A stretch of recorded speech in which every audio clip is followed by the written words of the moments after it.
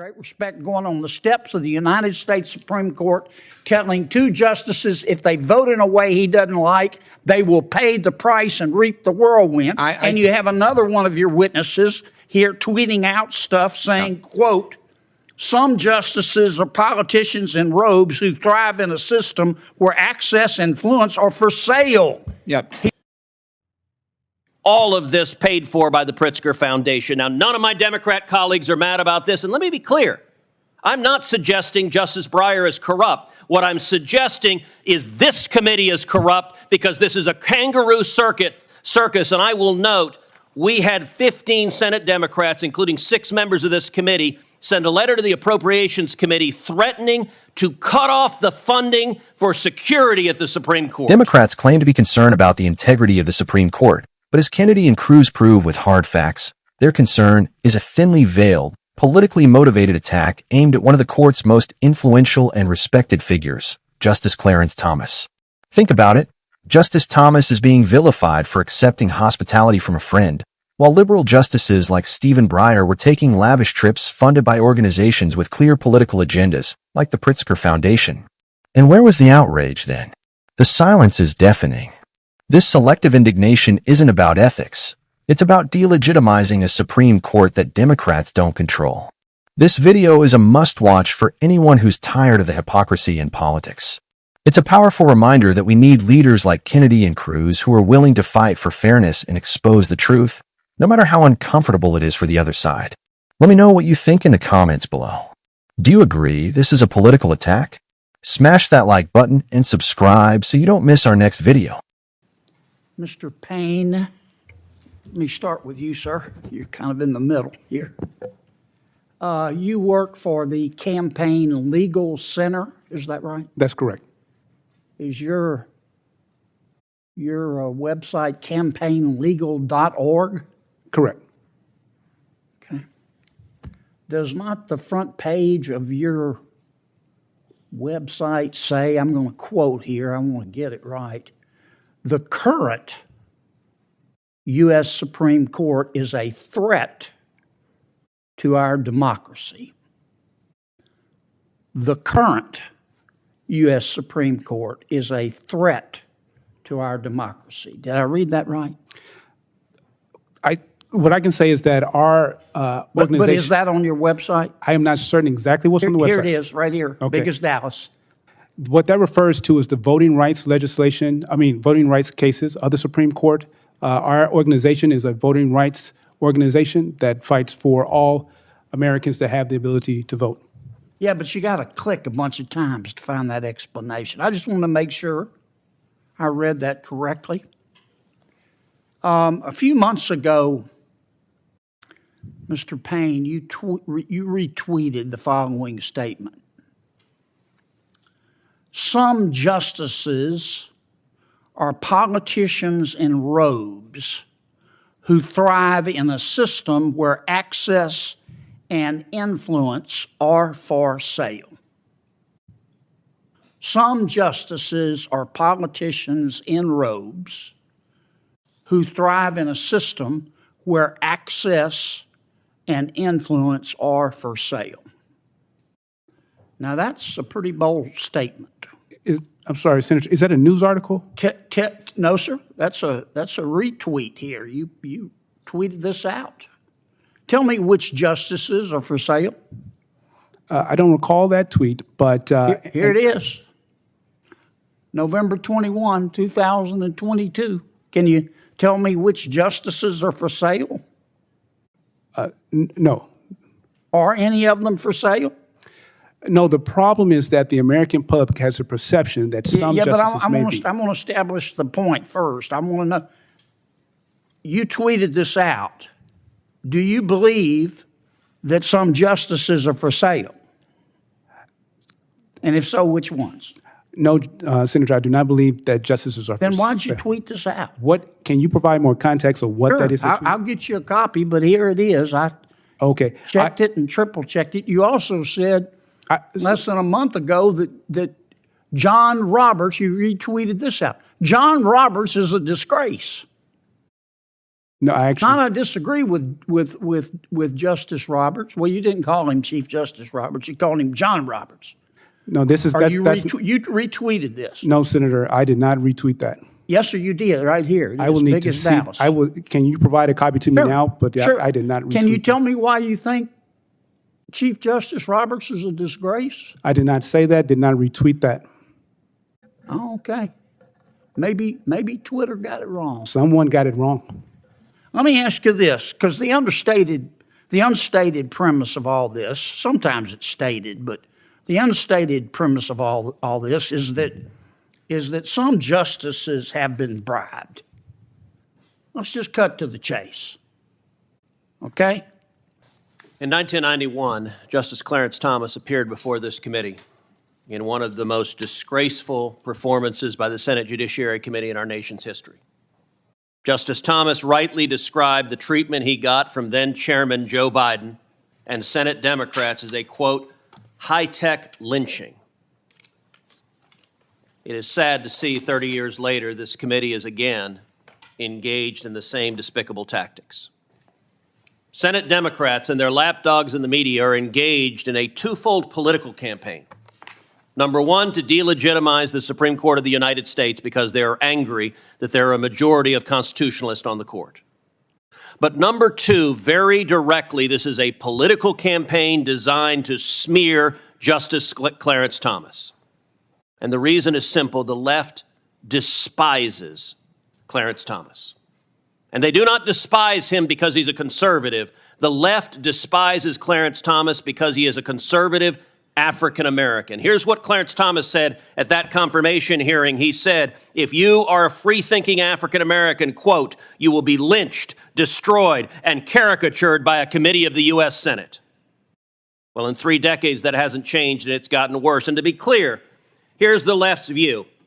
I point to one article just 3 weeks ago. The Democrats need to destroy Clarence Thomas's reputation. They'll never successfully impeach him, but so what? Make him a metaphor for every insidious thing the far right has done to this country. That's what the left is trying to do. And I will tell you, if you look at the next poster board, the left has repeatedly attacked Clarence Thomas with a racism. This is a magazine cover that showed Justice Scalia every bit as conservative as Clarence Thomas. But he's portrayed as the master, and Clarence Thomas, in a bigoted attack, is portrayed as shining his shoes. I'll show you another one to give you a sense of the racist vitriol from the left. Here's a racist caricature of Clarence Thomas, lawn jockey for the far right. This is the bigoted contempt the left has. I'll show you another magazine cover. Offensively, this is how the left views Clarence Thomas. Now, it's important for people at home to understand this is not about judicial ethics. You can take those down. This is not about judicial ethics. This is not about rules that should apply to judges across the board. We could have a reasonable discussion about that. This is about applying a double standard to Clarence Thomas and only Clarence Thomas. The attack that my Democrat colleagues breathlessly repeat is that Clarence Thomas stayed at the vacation home of a very close friend of his, a successful Texas businessman, flew on his plane, and went on his yacht. Well, if that's the standard, going and traveling and being paid for by others, then guess what? Just about every Supreme Court justice has done so, and done so in much greater numbers. Justice Thomas was appointed in 1991. In the time since then, he's taken 109 reported trips, 5 international trips. Justice Ruth Bader Ginsburg was appointed in 1993, 2 years later. In the time she was on the court, she took 157 trips, including 28 international trips. Mr. Payne, yes or no, do you think Ruth Bader Ginsburg was corrupt? No. Nor do I. Ruth Bader Ginsburg was not alone. Justice Stephen Breyer, appointed the year later in 1994, took 233 reported trips, including 63 international trips. Again, yes or no, Mr. Payne, do you think Stephen Breyer was corrupt? No. Nor do I. I would point out Justice Kagan has done the same thing. Justice Sotomayor has done the same thing. And yet none of my Democrat colleagues care, because this is a political attack directed at a justice they hate. And by the way, let's spend a moment focusing on Justice Stephen Breyer, a delightful human being, someone I know personally, someone who served decades on the court.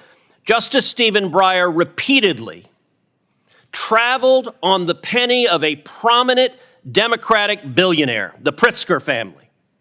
Now, J.B. Pritzker is the Democrat governor of the state of Illinois, from which our chairman hails. I would be shocked if the chairman of this committee has not had multiple meals with the Pritzker family. Justice Breyer was a longtime member of the board that awarded the Pritzker Architecture Prize. Now, what did that mean? That meant Justice Breyer traveled on the dime of these Democrat billionaires. In 2019, Justice Breyer traveled to New York City, to Vancouver, and Paris. In 2018, Justice Breyer traveled to Ireland and Spain. In 2016, he traveled to New York, Spain, and France. In 2013, he traveled to Norway, Sweden, Denmark. In 2012, he traveled to Beijing and to London. All of this paid for by the Pritzker Foundation. Now, none of my Democrat colleagues are mad about this, and let me be clear. I'm not suggesting Justice Breyer is corrupt. What I'm suggesting is this committee is corrupt because this is a kangaroo circus, and I will note we had 15 Senate Democrats, including 6 members of this committee, send a letter to the Appropriations Committee threatening to cut off the funding for security at the Supreme Court.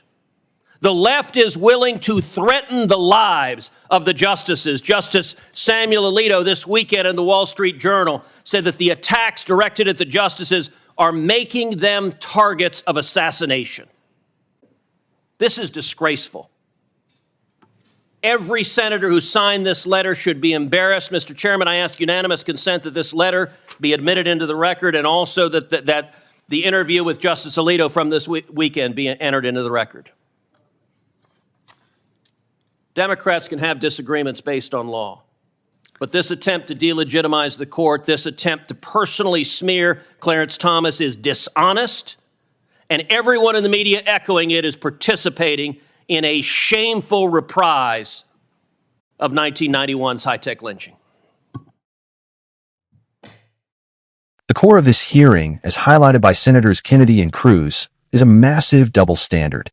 Democrats are on a crusade against Justice Thomas, using his personal friendships and the gifts he's received as a weapon to attack his character and the legitimacy of the Supreme Court. But as Cruz points out, the data on travel and gifts tells a very different story.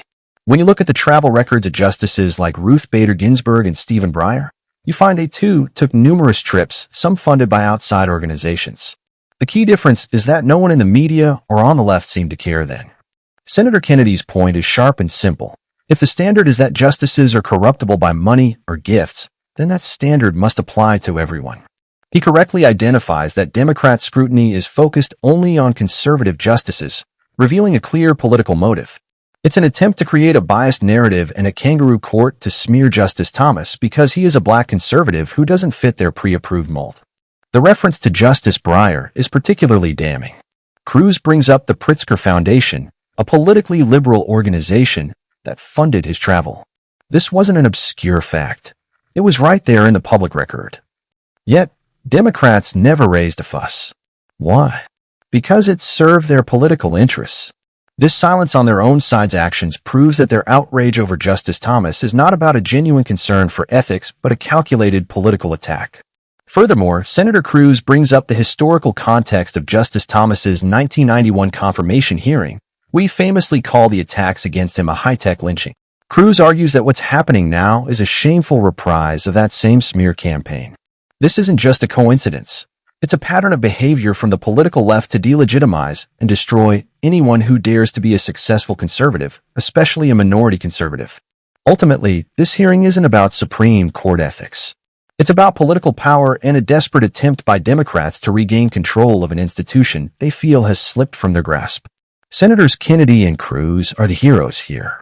They are the ones fighting for fairness, consistency, and a judiciary that is judged on its legal opinions, not on the political affiliations of its members.